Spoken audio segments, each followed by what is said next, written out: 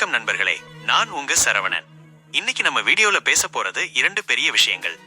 ஒன்று, தமிழக வெற்றி கழக தலைவர் விஜய் அவர்கள் கரூர் துயர சம்பவத்துக்கு பிறகு முதல் முறையாக பப்ளிக்கா பேசியது. இன்னொன்று, தமிழ்நாடு அரசின் அதிகாரிகள் நடத்திய பிரஸ் மீட்டிங்கு. இரண்டுமே ரொம்ப முக்கியம்னு சொல்லணும். சரி, ஆரம்பிக்கலாம். விஜய் அவர்கள் வீடியோல இதுதான் என் வாழ்க்கையில் நடந்த மிக வேதனையான சம்பவம் டியூன்னு சொன்னார். எங்க போனாலும் ரசிகர்கள், மக்களோட பாதுகாப்பு தான் என் கவலை. ஆனா அந்த கூட்டத்துல நடந்த துயரம் எனக்கு பெரும் வேதனைன்னு அவர் குறிப்பிட்டார். அவர் உடனே ஹாஸ்பிட்டலுக்கு போக நினைச்சாராம். ஆனா மறுபடியும் பிரச்சனை வரக்கூடாது என்பதால் செல்ல முடியல. அரசியல் தலைவர்களின் இரங்கலுக்கு நன்றி தெரிவித்தார். முக்கியமா கரூர்ல நடந்தது எல்லாம் மக்களுக்கு தெரியும். நாங்க கொடுத்த இடத்துல தான் கூட்டம் நடத்தியோம். ஆனா எங்க கட்சி லீடர்ஸ் மேல் எஃப்ஐஆர் போட்டிருக்காங்க. சிஎம் சார், வழி வாங்கணும்னா என்னிடம் வாங்குங்க, என் கட்சியினரை விடுங்க ஜீன்னு சொன்னார்.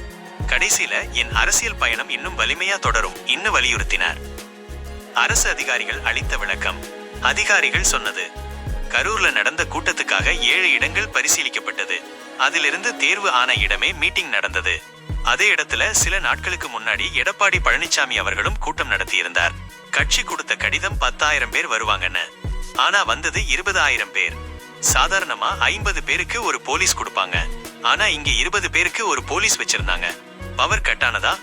இல்ல, கூட்டம் நெரிசல் ஆனதால ஒரு பிளட் லைட் மட்டும் ஆஃப் ஆயிருச்சு. 40 to 50 ஆம்புலன்சஸ் உடனே ஒழுங்கு பண்ணப்பட்டன.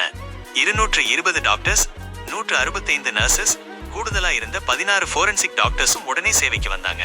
போஸ்ட்மார்ட்டம் 6 மணிக்கு பிறகு நடக்கக்கூடாது. இது ஒரு வதந்தி. கமிட்டி அனுமதி இருந்ததால் நடந்தது.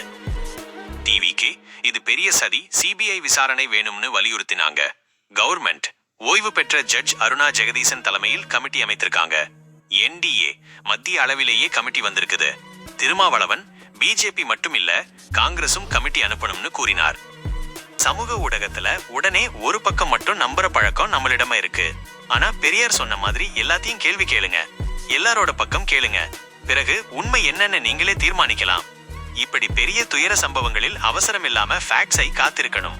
கமிட்டி விசாரணை மூலம் உண்மை வெளியில் வரும். இப்போ நடந்தது மிகுந்த துயரம்.